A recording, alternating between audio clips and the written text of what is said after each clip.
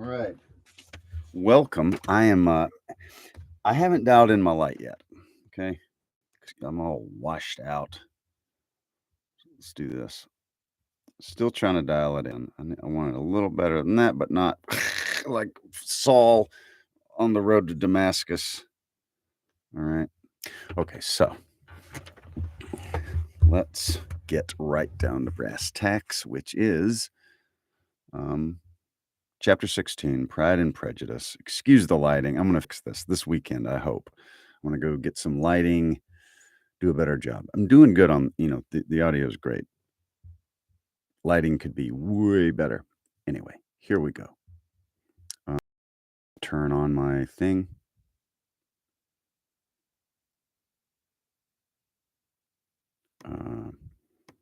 Okay. Chapter 16. As no objection was made to the young people's engagement with their aunt, and all Mr. Collins's scruples of leaving Mr. and Mrs. Bennet for a single evening during his visit were most readily resisted, the coach conveyed him and his 5 cousins at a suitable hour to Meryton, and the girls had the pleasure of hearing, as they entered the drawing-room, that Mr. Wickham had accepted their uncle's invitation and was then in the house. When this information was given, and they had all taken their seats, Mr. Collins was at leisure to look around him and admire, and he was so much struck with the size and furniture of the apartment that he declared he might almost have supposed himself in the small summer breakfast parlor at Rosen's, a comparison that did not at first convey much gratification. But when Mrs. Phillips understood from him what Rosen's was, and who was its proprietor, when she had listened to the description of one, when she had listened to the description of only one of Lady Catherine's drawing rooms, and found that the chimney piece alone had cost £800, she felt all the force of the compliment, and would hardly have resented a comparison with the housekeeper's room. In describing to her all the grandeur of Lady Catherine and her mansion, with occasional digressions in praise of his own humble abode and the improvements it was receiving, he was happily employed until the gentleman joined him, and he found in Mrs. Phillips a very attentive listener, whose opinion of his consequence increased with what she heard, and who was resolving to retail it all among her neighbors as soon as she could. To the girls, who could not listen to their cousin, and who had nothing to do but wish for an instrument and examine their own indifferent imitations of china on the mantelpiece, the interval of waiting appeared very long. It was over at last, however. The gentleman did approach, and when Mr. Wickham walked into the room, Elizabeth felt she had neither been seeing him before nor thinking of him since with the smallest degree of unreasonable admiration. The officers of the regiment were in a general way very creditable. The officers of the regiment were in general a very creditable, gentlemanlike set, and the best of them were of the present party. But Mr. Wickham was far beyond them all in person, countenance, air, and walk, as they were superior to the broad-faced, stuffy Uncle Phillips, breathing port wine, who followed him into the room. Mr. Wickham was the happy man towards whom almost every female eye was turned, and Elizabeth was the happy woman by whom he finally seated himself, and the agreeable manner in which he immediately fell into conversation, though it was only on its being a wet night, made her feel that the commonest, dullest, most threadbare topic might be rendered interesting by the skill of the speaker. With such rivals for the notice of the fair as Mr. Wickham and the officers, Mr. Collins seemed to sink into insignificance. To the young ladies he was certainly nothing, and he had still But he had still at intervals a kind of listener with Mrs. Phillips, and was by her watchfulness most abundantly supplied with coffee and muffin. When the card tables were placed, he had the opportunity of obliging her in turn by sitting down to whist. "I know little of the game at present," said he, "but I shall be glad to improve myself, for in my situation in life." Mrs. Phillips was very glad for his compliance, but could not wait for his reason. Mr. Wickham did not play at whist, and with ready delight was received at the other table between Elizabeth and Lydia. At first there seemed danger of Lydia's engrossing him entirely, for she was a most determined for she was a most determined talker. But being likewise extremely fond of lottery tickets, she soon grew too much interested in the game, too eager in making bets and exclaiming after prizes to have attention for anyone in particular. Allowing for the common demands of the game, Mr. Wickham was therefore at leisure to talk to Elizabeth, and she was very willing to hear him, though what she chiefly wished to hear she could not hope to be bold: the history of his acquaintance with Mr. Darcy. She dared not even mention that gentleman. She dared not even mention that gentleman. Her curiosity, however, was unexpectedly relieved. Mr. Wickham began to subject Mr. Wickham began to subject himself. He inquired how far Netherfield was from Meryton, and after receiving her answer, asked in a hesitating manner how long Mr. Darcy had been staying there. "About a month," said Elizabeth, and then, unwilling to let the subject drop, added, "He's a man of very large property in Derbyshire, I understand."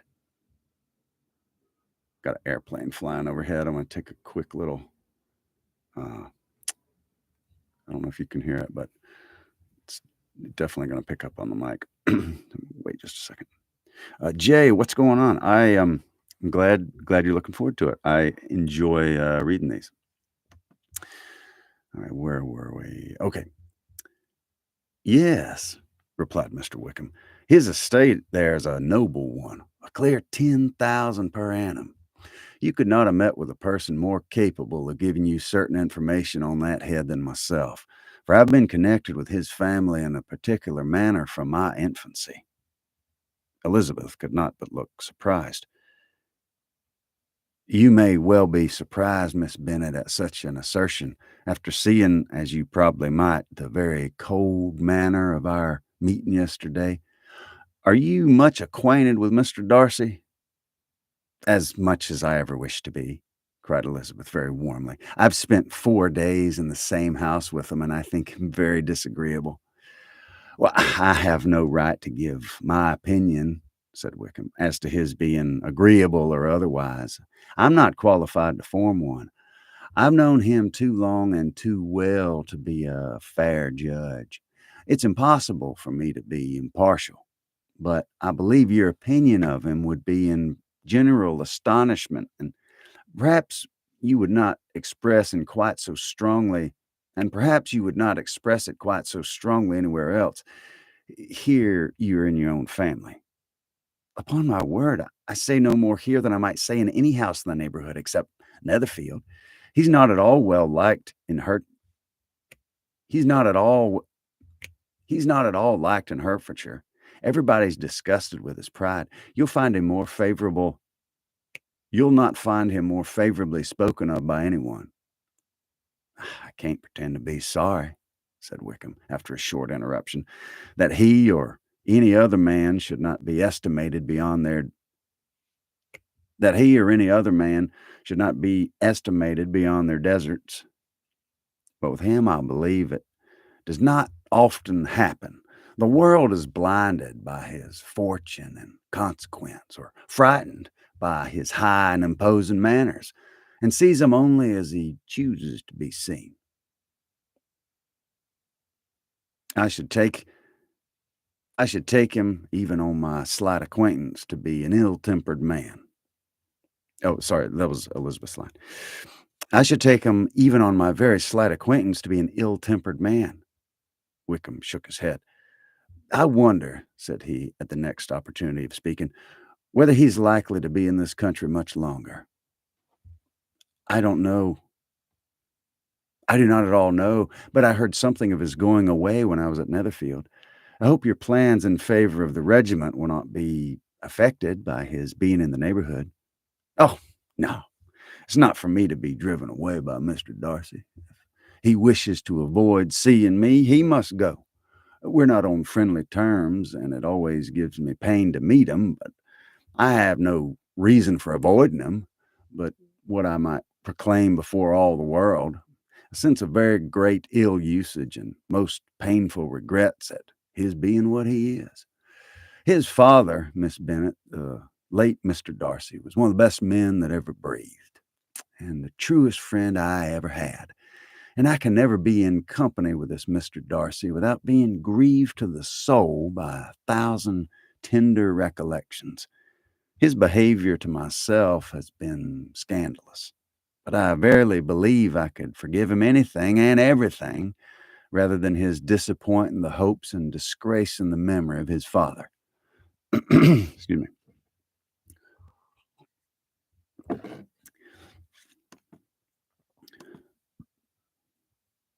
Whoops, sorry, I clicked off there for a second. Okay. Elizabeth found the interest of the subject increase and listened with all her heart, but the delicacy of it prevented further inquiry. Mr. Wickham began to speak on more general topics, Meryton, the neighborhood, the society, appearing highly pleased with all that he had yet seen, and speaking of the latter with gentle but very intelligible gallantry. It was the prospect of constant society and good society, he added, which was my chief inducement to enter the regiment. I knew it to be a most respectable, agreeable corps, and my friend Denny tempted me further by his account of their present quarters and the very great attentions and excellent acquaintances Meryton had procured him. Society, I own, is necessary to me. I've been a disappointed man, and my spirits will not bear solitude. I must have employment and society.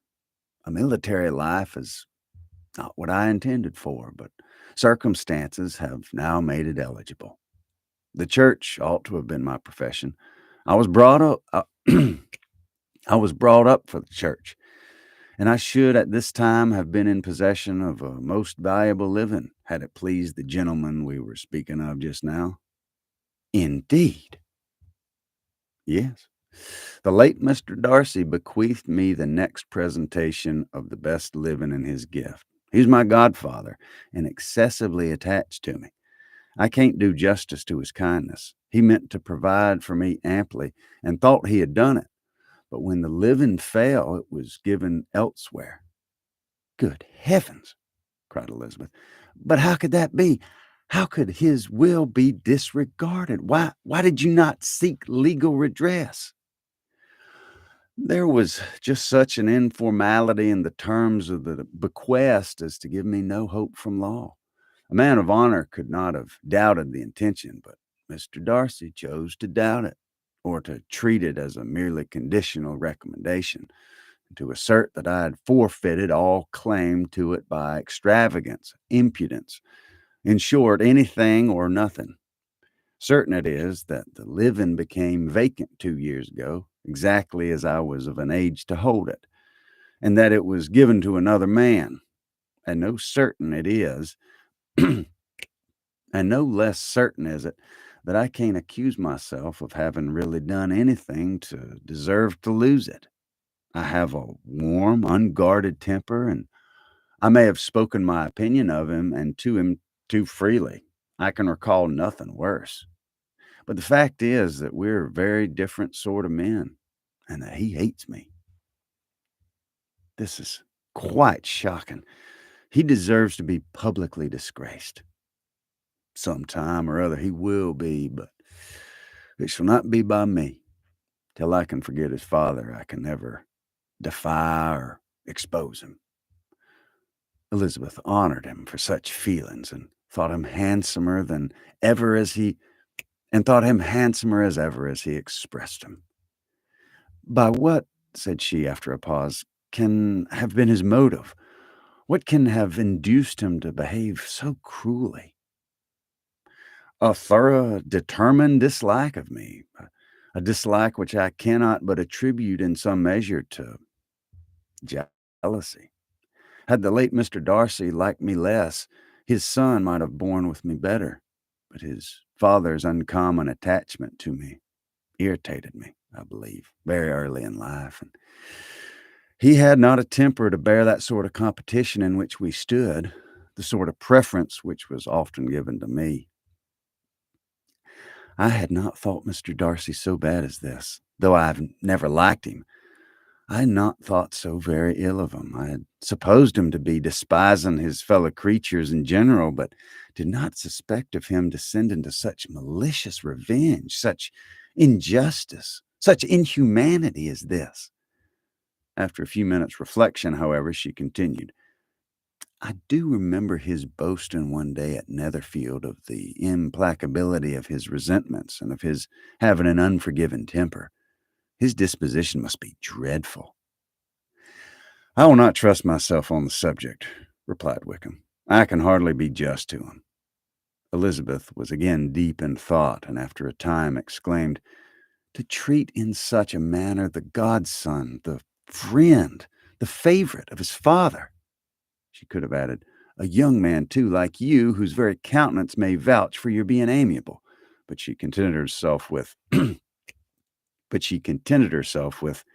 and one, too, who had probably been his companion from childhood, connected together, as I think you said, in the closest manner. We were born in the same parish, within the same park. The greatest part of our youth was passed together, inmates of the same house, sharing the same amusements, objects of the same parental care. My father began life in the profession which your uncle, Mr. Phillips, appears to do so much credit to. But he gave up everything to be of use to the late Mr. Darcy and devoted all his time to the care of the Pemberley property. He was most highly esteemed by Mr. Darcy, a most intimate, confidential friend. Mr. Darcy often acknowledged himself to be under the greatest obligations to my father's active superintendence, and when immediately before my father's death, Mr. Darcy gave him a voluntary promise of providing for me, I'm convinced that he felt it to be as much of a debt of gratitude to him as of his affection to myself. How strange! Cried Elizabeth. How abominable! I wonder that the very pride of this Mr. Darcy has not made him just to you. If from no better motive, then he should not been too proud to be dishonest. For dishonesty, I must call it. Let me redo that line.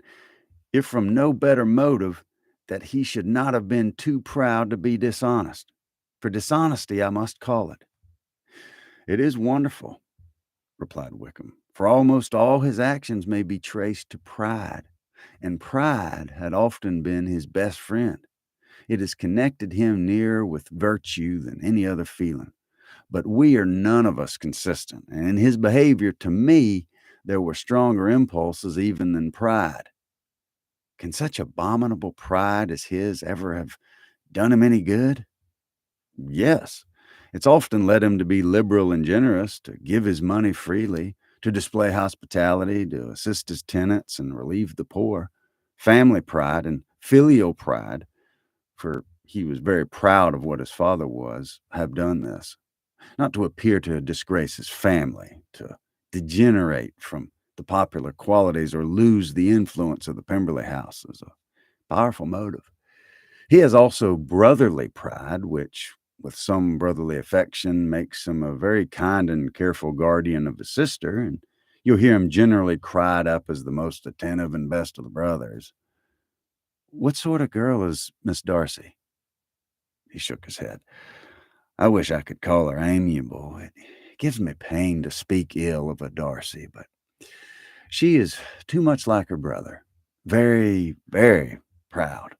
As a child, she was affectionate and pleasing and extremely fond of me, and I have devoted hours and hours to her amusement, but she's nothing to me now. She's a handsome girl, about 15 or 16, and I understand highly accomplished. Since her father's death, her home has been London, where a lady lives with her and superintends her education.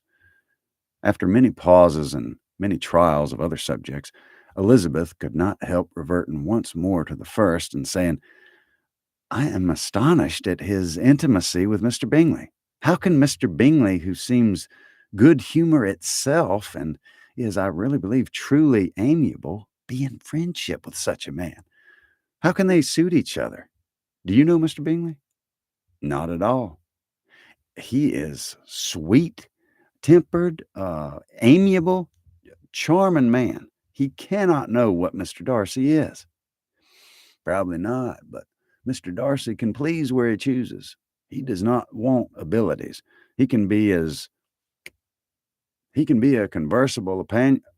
He can be a conversible companion if he thinks of it worth his while. Among those who are at all his equals in consequence, he is a very different man from what he is to the less prosperous. His pride never deserts him. But with the rich, he's liberal-minded, just, sincere, rational, honorable, and perhaps agreeable, allowing something for fortune and figure. The whist party soon afterwards break. The whist party soon afterwards breaking up, the players gathered round the other table, and Mr. Collins took his station between his cousin Elizabeth and Mrs. Phillips. The usual inquiries as to his success was made by the latter. It had not been very great. He had lost every point. But when Mrs. Phillips began to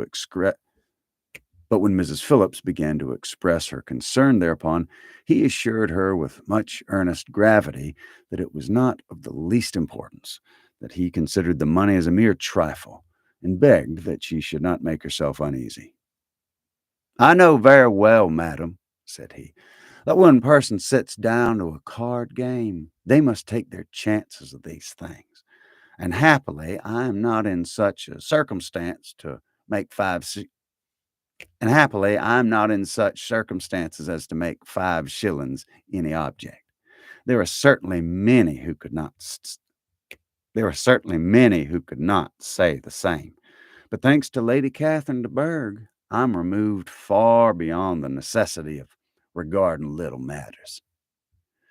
Mr. Wickham's attention was caught, and after observing Mr. Collins for a few minutes, he asked Elizabeth in a low voice whether her relation was very intimately acquainted with the family of de Bourgh. Lady Catherine de Bourgh, she replied, has very lately given him a living. I hardly know how Mr. Collins was first introduced to her notice, but he certainly has not known her long. You know, of course, that Lady Catherine de Bourgh and Lady Anne Darcy were sisters, consequently that she is aunt of the present Miss Darcy. No, indeed, I did not. I knew nothing at all of Lady Catherine's connections. I never heard of her existence till the day before yesterday. Her daughter, Miss de Bourgh, will have a very large fortune, and it's believed that she and her cousin will unite the two estates. This information made Elizabeth smile, and she thought of poor Miss Bingley. Vain indeed must be all her attentions, vain and useless her affection for his sister and her praise of himself, if he were already self-destined for another. Mr. Collins, said she, speaks highly both of Lady Catherine and her daughter, but from some particulars that he has related of her ladyship, I suspect his gratitude misleads him, and that in spite of her being his patroness, she's an arrogant, conceited woman. I believe her to be both in a great degree, replied Wickham. I've not seen her for many years, but I very well remember that I never liked her, and that her manners were dictatorial and insolent. She has the reputation of being remarkably sensible and clever, but I rather believe she derives part of her abilities from her rank and fortune, part from her authoritative manner, and the rest from the pride of her nephew, who chooses that everyone connected with him should have an understanding of the first class. Elizabeth allowed that he had given a very rational account of it, and they continued talking together with mutual satisfaction till supper put an end to cards and gave the rest of the ladies their share of Mr. Wickham's attentions. There could be no conversation in the noise of Mrs. Phillips's supper party, but his manners recommended him to everybody. Whatever he said was said well, and whatever he did, done gracefully. Elizabeth went away with the Elizabeth went away with her head full of him. She could think of nothing but of Mr. Wickham and of what he had told her all the way home. There was not time for her even to mention his name as they went, for neither Lydia nor Mr. Collins were once silent.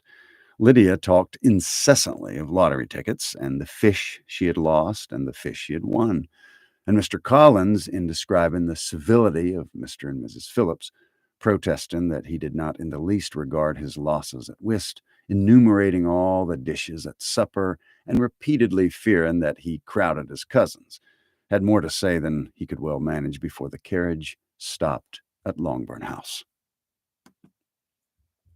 That reminds me of